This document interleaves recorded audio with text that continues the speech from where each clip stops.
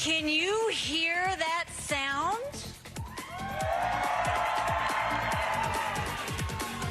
That's the sound of a two-person race.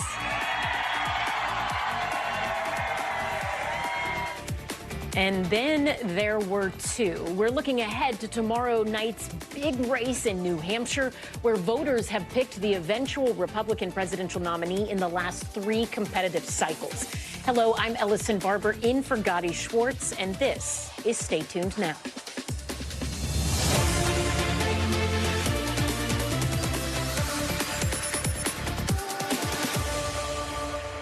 The presidential race could come into clearer view in just 24 hours when New Hampshire voters head to the ballot box, especially now that it appears former President Donald Trump is in a better position to build on his big win in Iowa. That's because over the weekend, Florida Governor Ron DeSantis suspended his presidential campaign, then promptly endorsed Trump. Take a listen. He has my endorsement because we can't go back to the old Republican guard of yesteryear, a repackaged form of warmed-over corporatism that Nikki Haley represents. The days of putting Americans last, of kowtowing to large corporations, of caving to woke ideology are over. His exit means that the New Hampshire primary is officially a two-person race between Trump and his former ambassador to the UN, Nikki Haley. NBC News correspondent Dasha Burns joins us now from Manchester, New Hampshire. So, Dasha, it is officially Trump versus Haley. What are the polls saying about tomorrow, and what are the candidates saying about each other? Well, look, former President Trump is leading in the polls here, but of course, New Hampshire is a state that is known for its independent voters, its unaffiliated, undeclared voters that could decide to vote either take the Republican ballot or the Democratic ballot. So notoriously unpredictable. Anything could happen, though Trump is ahead of the game. Right now, you got that two-person race that Nikki Haley was waiting for. But before that, DeSantis was taking a whole lot of the heat from the former president. Now it's all aimed at Nikki Haley. So she's starting to sharpen her own tone against Trump. And in recent days, she's been questioning his mental competency after he, at a rally, appeared to confuse her with former House Speaker Nancy Pelosi. I want you to take a listen to that comment on the campaign trail and then what Nikki Haley has been saying on her campaign trail after that. Listen. Nikki Haley is in charge of security. We offered her 10,000 people, soldiers, National Guard, whatever they want. They turned it down. They don't want to talk about that. They're saying he got confused, that he was talking about something else. He was talking about Nancy Pelosi. He mentioned me multiple times in that scenario. We can't have someone else that we question whether they're mentally fit to do this. Both Trump and Haley had been attacking DeSantis, Vivek Ramaswamy when he was in the race, but now it is one-on-one, and we expect that those fireworks will continue to fly in the hours leading up to this primary, Ellison. So, Dasha, Governor DeSantis endorsed Donald Trump on his way out, but when you're looking at a state like New Hampshire, where the voters can be so different than, say, in Iowa, you mentioned how many consider themselves independent voters. Talk to us, if you can, about who the DeSantis voters were, particularly in New Hampshire and these early states. How likely is it that they will end up supporting Trump instead of going to Nikki Haley? It's still fairly likely. I mean, there is a segment of the DeSantis base that could potentially filter off to Nikki Haley, the real sort of anti-Trump vote. But DeSantis was trying to campaign as quite literally the alternative to Trump, meaning he was looking at trying to capture a very similar voter base, trying to campaign as a hardcore conservative that was very Trumpy, but just sort of without the chaos, right? In fact, in some cases, trying to campaign to his right. So that means that the coalition that he built, both in New Hampshire and nationally, and this is what our polling data has reflected as you dig into sort of the nerdy crosstabs in the polling, Ellison, you start to see that DeSantis voters, almost by a 2-to-1 margin, both in the early states and nationally, tend to prefer former President Trump. And with Trump leading in the polls the way that he is, this is likely to create an even bigger hill for Nikki Haley to climb here, Ellison. NBC's Dasha Burns, thank you so much. We appreciate it. So in order for Nikki Haley to pull off a strong finish in New Hampshire, she will need the help of so-called undeclared or independent voters. Dasha was mentioning them there. NBC News correspondent Shaq Brewster spoke with an unlikely alliance of voters in the town of Peterborough. That's a place that typically votes overwhelmingly blue, but it's a place where Haley stumped over the weekend. Watch.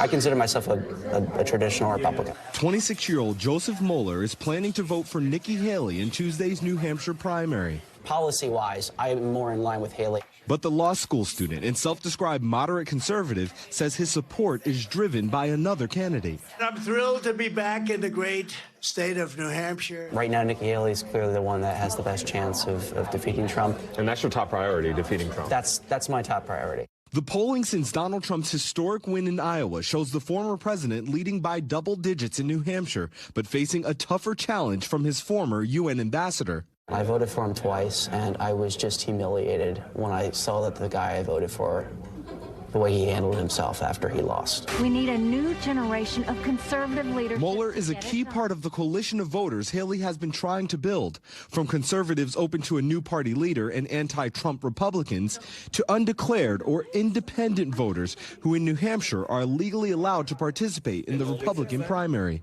I think she's a strong candidate and also more moderate without being divisive. Multiple polls show Haley up double digits among this group. I'm an independent, but I'm going to vote for Nikki Haley to try to slow Trump's momentum. That's the main reason you're supporting Nikki Haley? Yes, I wouldn't vote for her in the general. But Mr. Trump is using her crossover support as a line of attack. Nikki Haley, in particular, is counting on the Democrats and liberals to infiltrate your Republican primary. As some New Hampshire voters receive these mailers and text messages sent by the super PAC Primary Pivot. It's been a Hail Mary. Spending more than $500,000 in recent weeks to convince liberal-leaning independents who might otherwise stay home without a competitive Democratic primary to back Haley. Donald Trump is a threat to democracy. The only way you can stop him is by voting for Nikki Haley, as much as you might disagree with her. Trump's opponents seeing New Hampshire as their first last stand and joining Haley's biggest supporters in the uphill battle. If they do it and they vote for Nikki Haley, they're voting for a candidate that Joe Biden is more likely to lose to. And so that tells me that they're coming in with good intentions. That was Shaq Brewster reporting. Our thanks to Shaq for that. We cannot possibly talk about an election here at NBC News without consulting our very own national political correspondent, Steve Kornacki, right? Steve, how is it looking with one day to go? All right, even the New Hampshire primary, Donald Trump, he already won big in Iowa. No Republican in the modern era of presidential primaries has won both Iowa and New Hampshire. That's the opportunity that Trump has tomorrow. That's why folks are talking about, could this race be winding down? So let's take a look at what the lay of the land is in New Hampshire. This is the latest. NBC 10 in Boston, Suffolk University Polling Institute have been doing a daily tracking poll since the Iowa caucuses in New Hampshire. Their latest number has Trump at 57, Haley at 38, a 19-point advantage for Trump. Very importantly, this was taken after news of the DeSantis exit on Sunday. So this was a poll taken just matching Trump and Haley, no DeSantis in it. This was the result. And actually, the final poll with DeSantis in it from a couple of days ago, the margin was also 19% for Trump. So in terms of a direct DeSantis exit effect in the first poll after, no change at all. Just Trump ticked up 2 points, Haley ticked up 2 points, Trump ahead by 19. So what does this mean heading into Tuesday, heading into primary day? Well, here's when you break the numbers down and it gets interesting. Trump obviously ahead overall, but look at this massive, massive gap between Republicans. And then remember, independents can and do vote in Republican presidential primaries in New Hampshire. They vote at big levels. The last time around, 2016 Republican primary, independents made up more than 4 out of every 10 voters in the Republican primary. And look at this. The independents in this poll, at least, are favoring Haley by a wide margin. Now, we've seen these numbers have bounced around because these are subsamples with a big margins for error. So these numbers have bounced around from poll to poll this week. But the consistent thing we've seen is that Trump is running up up very big numbers with Republicans, and Haley is winning the independent vote, maybe by high single digits, teens, even into the 20s, somewhere in there. So a huge gap between the independents and the Republicans. So if Haley's going to pull a surprise, a last-minute surprise here, we have seen them before in New Hampshire. That's not by far common, but we have seen them before. And if Haley's going to pull one out, I think it starts with these independents. She's winning them in this poll by 23. That's not going to be enough. She's going to have to drive up a much bigger number among Republicans. How big? The biggest all-time on the Republican side when it came to the independent segment of the electorate was John McCain in 2000. He won the independents by 42 points. Haley is going to need a McCain-like margin among independents to get truly competitive in this thing. And even that might not be enough for her because 22% among Republican voters, that's just too low. She's just getting beaten by too big a margin among Republicans. All the polls suggest Trump is going to win the Republican segment of the electorate in this primary tomorrow. Haley just can't have it be this bad. She's got to really drive up the independent number, and she's got to move that Republican number up, at least to like 30% or something like that, and just not get blown out this badly. A rise like that among independents, and then, essentially doubling her margin among independents and getting a very high independent turnout, because that's the other X factor here. How many independents are actually going to turn out? That's the recipe for Haley to erase this and actually make this a game tomorrow night and have a chance to get what she truly needs, a win. Because if she can't win New Hampshire, honestly, I can't find a single state where she'd be favored to win. All right, NBC's Steve Kornacki, always a pleasure. Thank you. Jurors expecting to hear Donald Trump testify in New York today will have to wait until Wednesday. The trial in E. Jean Carroll's defamation lawsuit against the former president was postponed by 2 days due to COVID concerns and tomorrow's New Hampshire primary. One juror went home earlier to test for the virus after feeling ill on her way to court. Trump's lawyers also had recent exposures, but both tested negative for COVID-19. Carroll sued Trump for defamation while he was still in office after he called her sexual abuse allegations, quote, pure fiction and a, quote, hoax. She's now seeking at least $10 million in additional damages. Still, that did not deter Trump from firing off more than 40 posts on his platform, Truth Social, attacking Carroll and calling the case a, quote, Joe Biden-inspired witch hunt. For more, let's bring in NBC News correspondent Vaughn Hilliard, who joins us now from Laconia, New Hampshire. So, Vaughn, this is the second civil trial involving E. Jean Carroll and Donald Trump. A jury found Trump liable for sexual abuse, battery, and defamation in the first case, awarding her $5 million in damages. Trump is appealing that verdict, but this trial is about comments he made at a later point. And the judge in this case already ruled in favor of E. Jean Carroll, saying the substance of her defamation claims in this case are the same as the ones a jury already deemed defamatory in that first case. So this is not a question of are the comments he made defamatory. It's how much should he pay for continuing to make defamatory comments after a jury already said he was liable and could not do that. So big breath, Vaughn, did I miss anything there? And where does the trial stand right now, especially with these delays? But when we have President Donald J. No, you absolutely nailed it, and you recapped that very well, Ellison. And I think it's quite telling, not just for any individual, let alone the likely, at this point, Republican nominee for President of the United States. Just this last week, Donald Trump won by 50 percentage points in Iowa caucus. And tomorrow is the New Hampshire primary, in which the second voting state here, and right now polling suggests that Donald Trump is up anywhere from 15 to 20 points over Nikki Haley. Of course, the voters will ultimately decide that tomorrow. But in this E. Jean Carroll case, Donald Trump, on primary eve, he spent the day in New York City, and he was expected to go and even potentially testify in that trial here today. But after health precautions, the trial was ultimately canceled today. And just here this evening, the judge said that they will not be called back in until Wednesday. There was concern from Trump's team that potentially the trial will commence again tomorrow. Of course, tomorrow is primary day itself. Donald Trump is about to hold a primary eve rally here that starts in just about a half hour from now, is when we expect him to take take a stage. But for Donald Trump, this is just the beginning of what we expect much over the next year, if in fact he is the Republican nominee, in which he is sharing time between the campaign trail and the courtroom. Flying down last night to be in New York City today, flying back right now as we speak here to New Hampshire, and then we expect him, though, as soon as the New Hampshire primary is over tomorrow night, to fly right back to New York for potentially him to testify in that E. Jean Carroll trial on Wednesday. Yeah, it's such an interesting split screen, Vaughn. Do you know if we expect the former president to actually testify on Wednesday when the trial starts, or is that still up for debate? And just give us a sense, big picture. You were at a campaign event for the Republican frontrunner, the former president, who is dealing with these different legal challenges in a number of states. When you talk to voters, particularly those in a place like New Hampshire, where they are more independent-minded, if you will, what do they have to say about this back and forth between the courtroom and the campaign rounds?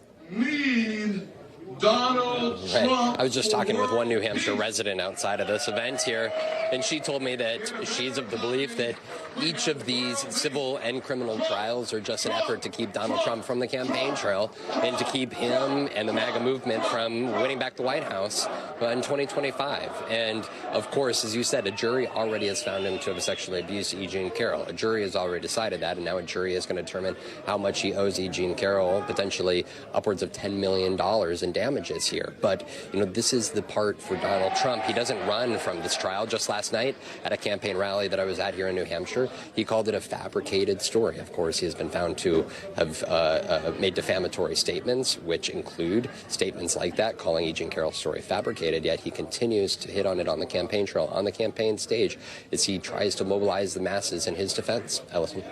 NBC News correspondent Vaughn Hilliard, thank you so much. We appreciate it. Don't go anywhere, because we are just getting started. A man in Alabama is set to be executed this week with a method that's never been used before in the United States. Plus, the Biden administration just unveiled some new abortion access measures on the 51st anniversary of the Roe v. Wade ruling. And another storm system is moving across the country. So when can we expect some relief? We have your forecast, so stay tuned.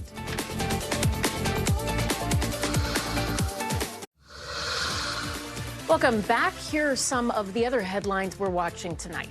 The two Navy SEALs who went missing off the coast of Somalia have been declared dead. Christopher Chambers and Nathan Ingram were lost at sea back on January 11th. They were conducting a nighttime seizure of a small boat carrying lethal aid from Iran to Yemen when officials say both men fell into the water, reportedly because of rough seas. Rescue operations spanning more than 20,000 surface miles have now shifted to a recovery mission. Today, the U.S. announced new sanctions targeting Iran's military and intelligence unit. They include Hamas financial networks, Iranian-backed militias, and even an Iraqi airline. The sanctions were carried out with Australia and Britain. U.S. officials and those other countries, they all say this is part of a crackdown on Iranian-backed proxies that have used countries in the Middle East to carry out attacks on Israel and the United States. Dexter Scott King, the youngest son of Martin Luther King Jr., died Monday after battling prostate cancer. He was just 62 years old. A civil rights attorney and the chairman of the King Center, Dexter Scott King, spearheaded efforts to protect his father's legacy and intellectual property. In a statement, his wife, Leah Weber King, said he passed away peacefully at his home in California, adding, quote, "He gave it everything and battled this terrible disease until the end. As with all the challenges in his life, he faced this hurdle with bravery and might." Our thoughts are with the King family. An American Airlines flight was diverted yesterday, apparently due to an oven fire. No one was hurt, and the plane landed safely in Houston. The flight was headed from Austin, Texas, to North Carolina. American Airlines confirmed there was a mechanical issue on board, they say caused by that oven. And after a big weekend of football, the conference championship games are set. Next Sunday, the Detroit Lions will take on the 49ers in San Francisco for the NFC title. And in the AFC, the Baltimore Ravens will host the Kansas City Chiefs. The Biden administration announced new abortion measures today intended to protect access to contraception and emergency abortion care. It includes free contraceptives under the Affordable Care Act, expanded access for federal workers, and requirements for hospitals to provide emergency abortions nationwide, even in states where it's limited or banned. This all comes on the 51st anniversary of the Roe versus Wade ruling, a main driving point today as Vice President Harris launched a nationwide tour in support of reproductive care in the state of Wisconsin. The bottom line is, to truly protect reproductive freedoms, we must restore the protections of Roe. Because you see, what the United States Supreme Court took, Congress can put back in place. NBC News Washington correspondent Yamiche Alcindor joins me now. So, Yamiche, let's start with sort of the obvious question here. There are a lot of states where abortion rights have been on the ballot, where they have been challenged in court, where they have been challenged in legislatures. Why did Vice President Harris pick Wisconsin to start this tour, and what does the administration hope to accomplish in the coming days and weeks? Well, it's a key question, Ellison. Vice President Kamala Harris came to Waukesha County. This is a deeply red county. Former President Trump won this county in 2016 and 2020, and she came here hoping to galvanize and mobilize voters. She wants to win the votes, especially of independent and Republican women who are unhappy with the overturning of Roe v. Wade. She came here and shared stories of women, she said, whose lives had been put in danger because they were not given access to abortion. She also was talking about former President Trump, saying that he was someone who was bragging about taking away freedoms. So the feeling is that the Biden administration and the Biden campaign, along with the Harris campaign, of course, that they are really trying to get voters animated on this issue. Ellison? So, Yamiche, when you are talking to voters in that state and in that community, what are they telling you when it comes to the topic of abortion rights? Well, I talked to one woman who, her name is Heather, who told me that she had an abortion in 2017. This was a baby that she deeply wanted, but it was a baby that she was told at 19 and a half weeks had a fatal defect that was inconsistent with life. Take a listen to what she told me. I'd like lawmakers to know that every situation is nuanced, and you cannot, this is not a black and white situation. Or an black and white issue. We can't make just sweeping laws. She also told me that she thought Democrats, that they hadn't been talking enough about the fact that there are, of course, people who opt for abortions for their own personal reasons, but there are also people who want the children that they're carrying, but that have medical issues. So she's hoping that Democrats will talk more about this issue. She was excited to see Vice President Harris here. So that tells you a little bit about how people in the state are feeling. Of course, there are, of course, a lot of Republicans in Wisconsin as well who are pushing a back against this and want to see abortion limited here. Ellison? Yamiche, when you talk about that woman who you interviewed saying that she wants to see Democrats address this differently, I mean, abortion rights, it has been sort of a central campaign point for Biden and Democrats across this country. I'm curious, when you talk to your sources on campaigns, how do they expect to handle this issue as we get closer to Election Day? And could we see them maybe shift in some of the language that they use to talk to voters about this issue? Well, on the Democratic side, a lot of lawmakers, candidates are telling me that they feel as though abortion will be a winning issue. We've seen abortion on the ballot, abortion issues on the ballot in at least 7 states since the overturning of Roe v. Wade. And each time the group that's advocating for more access to abortion has won. So even in places like Kentucky or Michigan, we've seen it over and over again. So Democrats are feeling like the Biden-Harris campaign can capitalize on that, can move that momentum. Even the vice president said today that she wants to see Democrats build on what she called the momentum that they already have. But you're also seeing Republicans in states like this one also pushing back. In this state, in Wisconsin, you have Republicans just last week introducing a bill to limit abortion to 14 weeks after 14 weeks. Right now, you can have an abortion in the state up until 20 weeks. So Republicans are also not backing down on this issue. They feel like this could be a winning issue. And you've seen former President Trump saying that he's proud of doing this, that he's proud about putting the justices on the Supreme Court who overturned Roe. So really, both sides are feeling that this could be a winning issue. Ellison? It'll be interesting to see how that translates when it comes time for people to vote in November. Yamiche Alcindor in a very snowy, cold Wisconsin. Thank you so much. We appreciate it. Another storm system is on the move tonight, soaking the south and bringing a freezing rain to the Midwest. which is still dealing with snow and ice from last week's storms that left more than 80 people dead. Parts of Southern California saw intense flooding from this storm earlier. Roads and highways were filled with water and cars just completely submerged. All the freezing rain and ice is creating dangerous conditions in other states like Missouri, where a fire truck was seen sliding and spinning down an icy road earlier today.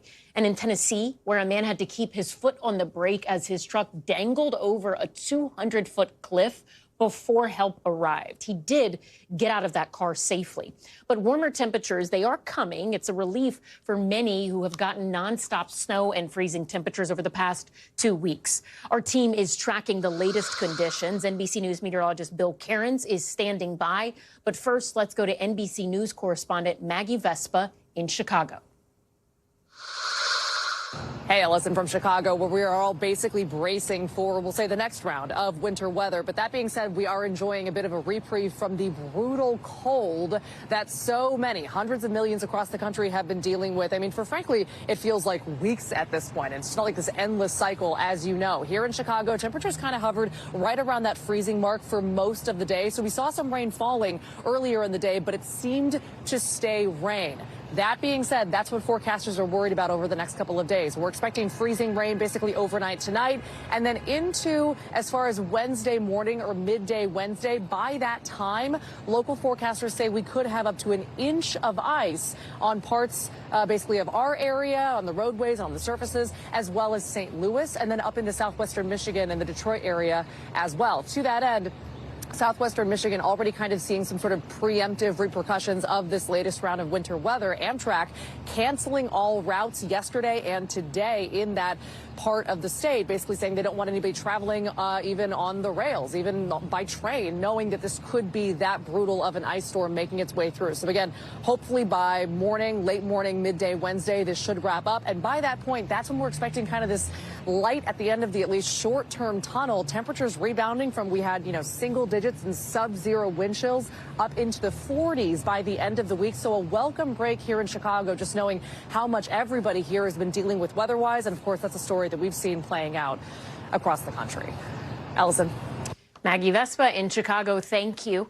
Let's turn now to NBC News meteorologist Bill Cairns with the latest forecast. Bill, how bad is this storm looking? Well, good evening to you, Ellison, and a lot of little weather stories going on. We've gotten rid of the big Arctic blast and the big winter storms. Now we're dealing with some flooding concerns. We have this big temperature swing and even a little bit of snow for the primary tomorrow in New Hampshire. But the big story a lot of people are talking about is just how quickly things have warmed up. Compared to this time yesterday, we're 12 degrees warmer in Minneapolis, 14 Chicago, 15 Cleveland. These temperatures have really jumped down along the Gulf Coast. Houston and San Antonio back into the low 60s. Even had some thunderstorms earlier today in Houston. Tomorrow's forecast, above average temperatures, not a lot, maybe 5 to 10 degrees. That next surge of warm air, that's Wednesday. Many areas are going to be 10 to 20 degrees warmer than they should be for this time of year. So instead of like late January, it's going to feel like March. Look at Raleigh, 66, Charleston, 73 degrees. So this is Wednesday's warmth. Unfortunately, not a lot of sunshine with it, though. A lot of clouds and areas of rain. And if you want that spring feel, it goes all the way into the weekend. Raleigh, upper 60s to low 70s. So a lot of areas that do have any snow and ice, by the end of this week, it's gone. It wasn't deep anyways in many areas, but it'll be history. Chicago, you get a little bit cooler as we head towards the weekend. I did mention that Southern California flooding. We had significant rains in San Diego, even the severe thunderstorm warning earlier today. That slug of rain is now sliding into Arizona. The Phoenix area should have some rainfall during the overnight hours, maybe in Tucson too, but shouldn't cause too many problems because it's also going to be when everyone's sleeping. The next winter weather issues, this is going to be late tonight, tomorrow, and possibly a little bit into Wednesday. 50 million people under winter weather advisories, and the concern is primarily freezing rain. There'll be a patch of it in areas of Michigan come tomorrow morning, and then this little area of snow through western New York and central New York, possibility of maybe an inch. So this is 5 p.m. tomorrow. Then we take that up through northern New England. That weekends. Another batch of rain comes in the morning on Wednesday. Some of this could be freezing rain around Chicago and northern Indiana. May get some school delays out of that, so heads up all the parents out there in northern portions of Indiana, southern Michigan, and northern Ohio as we go through Wednesday morning. Then it quickly changes over to rain, and then just a big old rain mess as we go through Wednesday night and Thursday down along the Gulf and also into the big cities of the Northeast. So if we're going to get power outages, you really need to get up to about a 1/4 inch of ice. That is not in the forecast. At most, about 1/10 of an inch. So that's like a glaze of ice. That's enough for a lot of slip and falls, slippery conditions on untreated surfaces, bridges, overpasses, and that's mostly going to be northern Illinois, northern half of Indiana, southern Michigan, and central portions of Pennsylvania, maybe a little bit here in the Hudson Valley and the Catskills, but that's it. Everywhere else should be quick ice over to all rain. The snow forecast isn't too much of a big deal either, Ellison. We're looking at maybe 1 inch of snow, and yes, New Hampshire does have a chance of getting some of that snow late tomorrow, but the temperatures are going to be pretty mild. I don't think a lot of this is going to stick on the ground, mostly grassy surfaces, anywhere from 36 to 38 in Manchester tomorrow, Nashua 39. So even though there will be some snowflakes falling tomorrow night, Ellison, it should not impact the primary voter turnout at all. All right, Bill Cairns, thank you. Coming up next, the fallout, it is far from over for Boeing after a door panel detached from the plane mid-flight, what the FAA is now recommending the company do. But first, you gotta see this. A 23-year-old California woman was arrested for grand theft last week near Sacramento. She allegedly stole 65 Stanley products worth almost $2,500. Police there say the woman left the local retail store with a cart full of Stanley water bottles. You see them, you might recognize them. They are huge on TikTok right now. Anyways, police say she left the store without paying for the trendy cups and stuffed her car with them. We will be right back.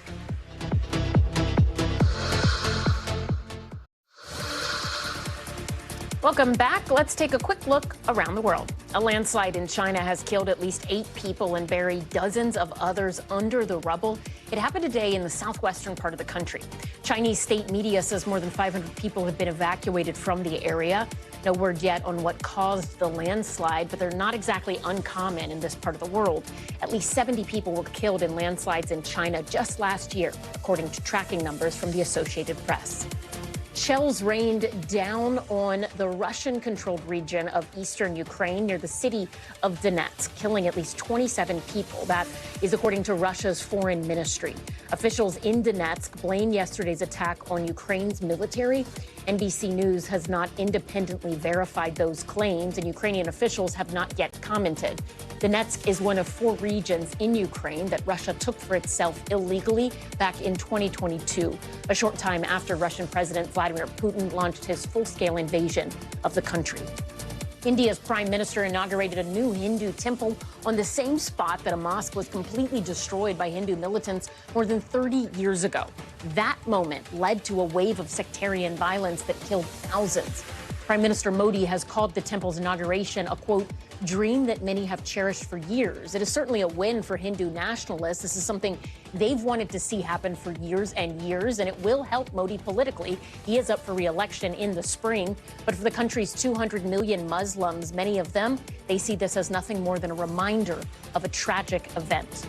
And Sarah Ferguson, the Duchess of York, has been told she has melanoma, a deadly form of skin cancer. And the diagnosis comes months after finding out she has breast cancer. She says she was shocked to receive a second cancer diagnosis within a year, but on Instagram writes that she is in, quote, good spirits and grateful for the many messages of love and support. Israel says it is proposing a 2-month pause in fighting inside of Gaza in exchange for the release of more than 100-plus hostages still being held by Hamas militants. This is what an Israeli government official tells NBC News. NBC's foreign correspondent Raf Sanchez is on the ground with more. 2 Israeli officials tonight tell NBC News Israel has proposed a 2-month pause in the fighting in exchange for the release of the roughly 130 remaining hostages still held in Gaza. It is unlikely that this proposal in itself will bring about a deal, but the fact that Israel and Hamas are even exchanging ideas is a potential sign of progress. The two sides, though, remain very far apart.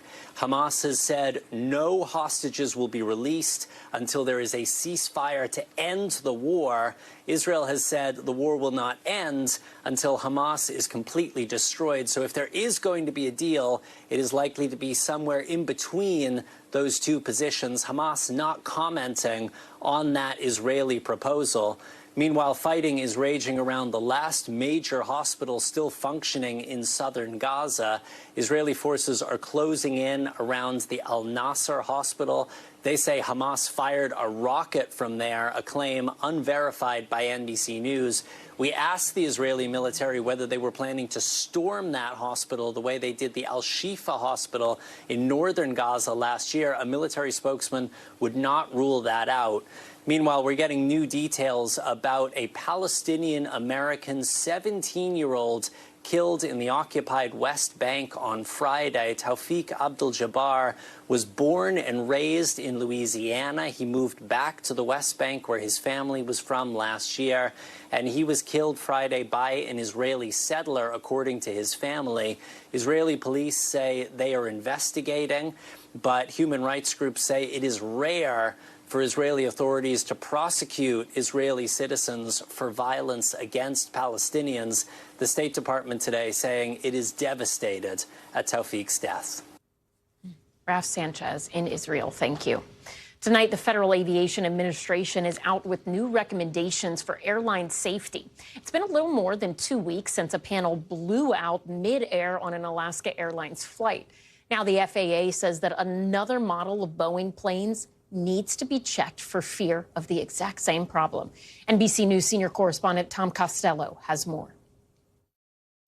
Yeah, that's right. Let's be clear here. The 900ER is not a MAX 9. It's not a MAX. It's a prior generation of the MAX 9. However, the 900ER does share the door plug that covers up the unused emergency exit, the same door plug that then blew out of that MAX 9 flight over Portland more than 2 weeks ago already. The FAA, therefore, strongly urging airlines to check the door plug connections on their 900ER while the MAX 9 remains grounded. Listen, the ER has already had 4 million takeoff and landing cycles nationwide. No reports of any door plug issues. It's flown by United, by Delta, as well as by Alaska.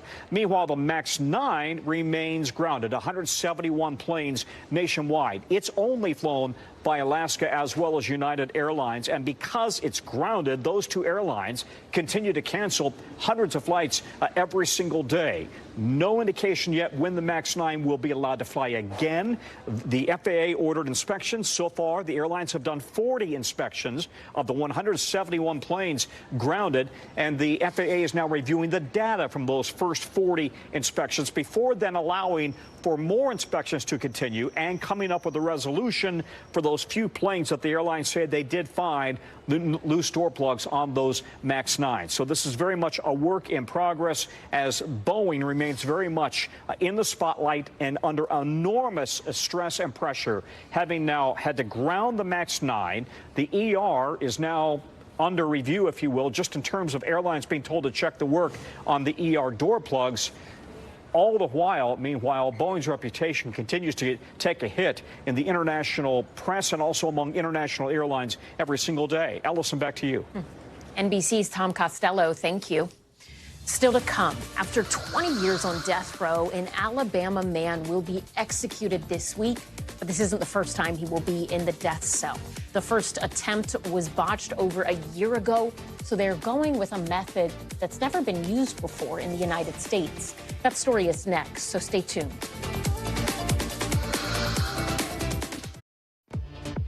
Welcome back. Here are some of the stories happening out west that we're following. Faculty members at the nation's largest four-year public university system walked off the job today. The nearly 30,000 professors, librarians, coaches, and other employees are demanding higher wages and benefits across 23 different campuses. The planned 5-day strike is unfolding just as the spring semester is about to get underway. Travelers looking to use Amtrak between Seattle and Portland will have to wait. The company announced service in the region has been suspended due to a landslide, which is covering the tracks. Amtrak officials say they expect service to resume sometime tomorrow. After a 2-year ban, a popular gun show returned to the Orange County Fairgrounds over the weekend. It comes after a federal judge overturned key pieces of legislation in October that restricted the sale of firearms and ammunition on state-owned property. California State Senator Dave Min vowed to have the decision appealed, claiming the ban closed legal loopholes to prevent the sale of ghost guns, which do not have serial numbers and are essentially untraceable. Alabama is poised to become the first state to use nitrogen hypoxia for an execution. The controversial method involves depriving the body of oxygen by replacing it with nitrogen, eventually leading to death. Critics say it is untested and potentially painful. The person scheduled to be put to death is 58-year-old Kenneth Smith. He was convicted of murdering a preacher's wife in 1988. Smith already faced one execution attempt back in 2022. It was a botched lethal injection, which prison officials called off after almost 4 hours. Smith, who is appealing his execution to the Supreme Court, gave an interview to The Guardian saying that he is, quote, not ready to be put to death and that, quote, they haven't given me a chance to heal. I'm still suffering from the first execution, and now we're doing this again. Late today, the Alabama Department of Corrections responded to an emergency appeal asking for its denial and describing the treatment as perhaps, and this is in their words, the most humane method ever devised. NBC News Supreme Court reporter Lawrence Hurley joins me now with more.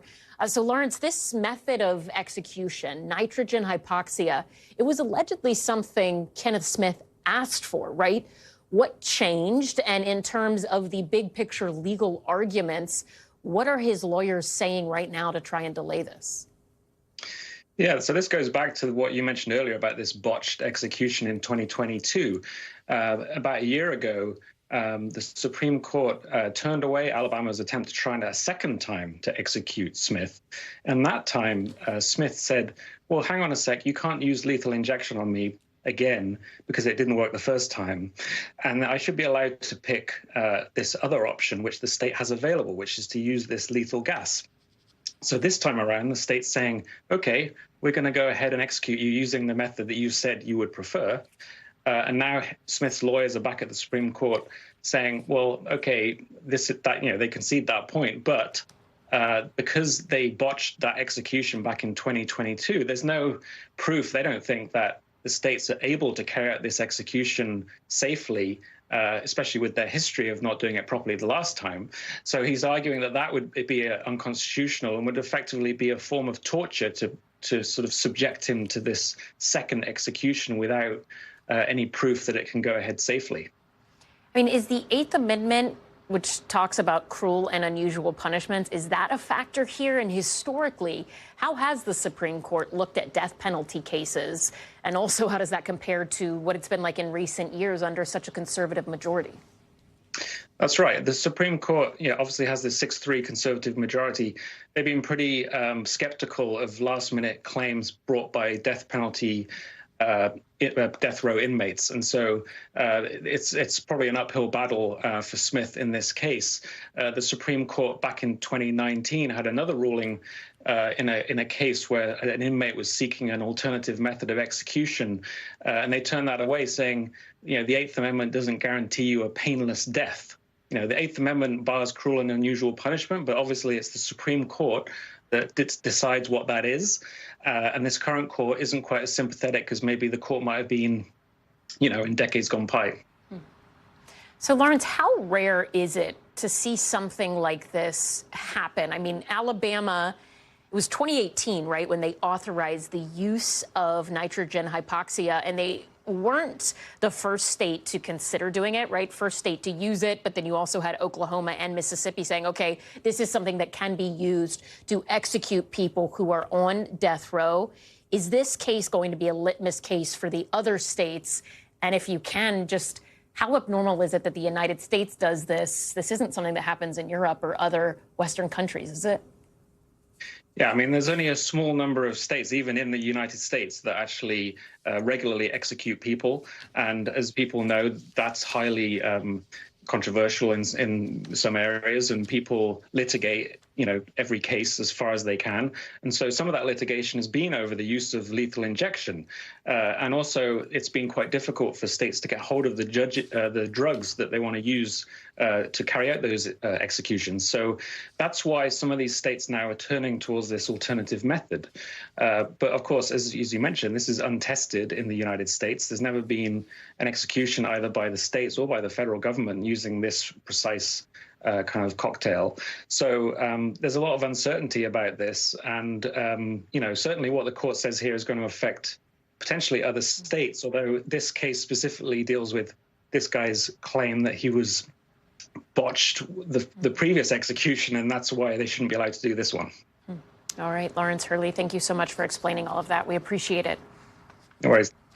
Before we go, it is time for the future of everything. You've heard of style and fitness influencers, but what about geo-influencers? It's all about teaching online safety. We will explain, so stay tuned.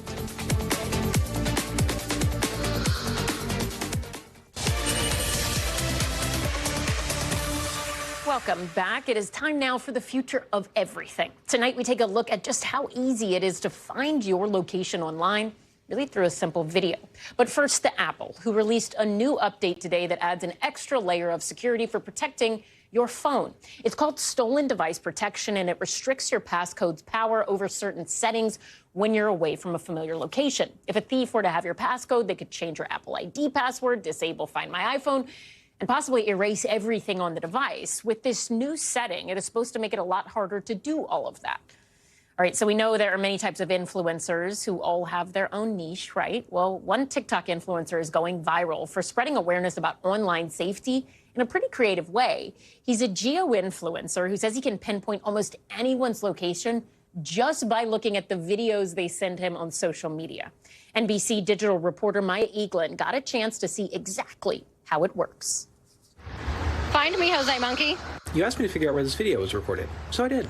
Hi, I'm Jose Monkey. Jose Monkey is what's known as a geo-influencer. So far, I've found people in 37 countries. With over 1.6 million followers on TikTok, he's locating people who think they're being discreet online.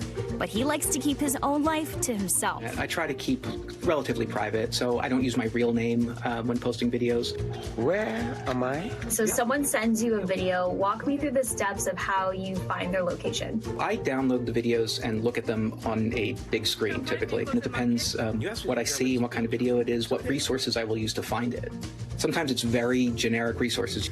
Sometimes it's using store locators for, different businesses I see.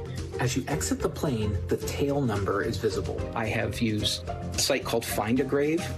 Some videos take just a few minutes. Others take hours. And every now and then, he does get stumped. Where am I, Jose Monkey? Guys, I don't know why I even tried to find this video. That there are a few different things that make it difficult. One is if there's really no writing whatsoever to look at in the video. It also depends if it's in an area where I recognize the businesses and their logos. So I decided to put Jose Monkey to the test. All right, Jose Monkey, let's see if you can find out where I am. I did not find anything in the videos that you sent me that had readable writing on it. So that definitely made it difficult. Some of the buildings we see in the background kind of look a bit like New York, and I got just a glimpse of a red running track with like a field inside of it. I looked at the New York City Parks website. I was hoping that maybe I could see that red track from the satellite view. You're at the southwest corner of the Sarah D. Roosevelt Park. Jose Monkey says he's making these videos to raise awareness about online safety in an entertaining way. The privacy and safety concerns and like raising awareness has really always been an important motivator in what I'm doing. Pew Research found that 77% of teens use social media every day. And one study from Susie Lampla Trust finding that 84% of respondents had experienced stalking online. Definitely think about the things that you're sharing. Anyone who's trying to figure out other clues from the video, they're usually not even looking at that main subject of the video. They're looking at all of the things in the background. Maya Eaglin, NBC News. Finally, tonight, the remarkable story of a 6-year-old who is the newest member of an exclusive realm reserved for the brightest minds. Meet Chandler Hughes, a 6-year-old savant. 13 times 6 equals 78. Good job, Chandler. It started early. He started reading at 1 year, 9 months. He was in pre-kindergarten, but finished on a second grade reading level, a second grade math level. Finally, 14 times 14, 196. Today was, oh yeah, I know up to my 15 timetables, I could do 22. 2, 10 to 25. Chandler even testing high enough to join the high IQ society Mensa, open to those who score in the top 2 percentile of IQ tests. He joins a special fraternity of people who are essentially geniuses. He joins a small but impressive group of youngsters, including Cash Quest, who's from Los Angeles and at just 3 years old had an IQ of 146. We've never really sat her down and said, let's read. We will introduce her to something, and if she takes to it, she takes to it. And Isla McNabb from Kentucky, who now holds the Guinness World Record for the youngest Mensa member, joining at just over 2.5 years old. Are you sick? Let me check your out. Chandler Hughes one day hoping to use his gifts to help others. Well, he wants to be a doctor. A medical doctor, because I want to help people when they are sick. But right now, the Hughes family is focused on giving this talented young man the support he needs to succeed. Just working on the socialization factor, I think for us is the next piece. He's in a great environment where his teachers, his peers all support him. Just seeing how we can take this and increase literacy and math rates in our community, and for him to continue to succeed in life. That does it for us tonight. I'm Ellison Barber. We will see you tomorrow. But until then, stay tuned now. Thanks for watching. Stay updated about breaking news and top stories on the NBC News app or follow us on social media.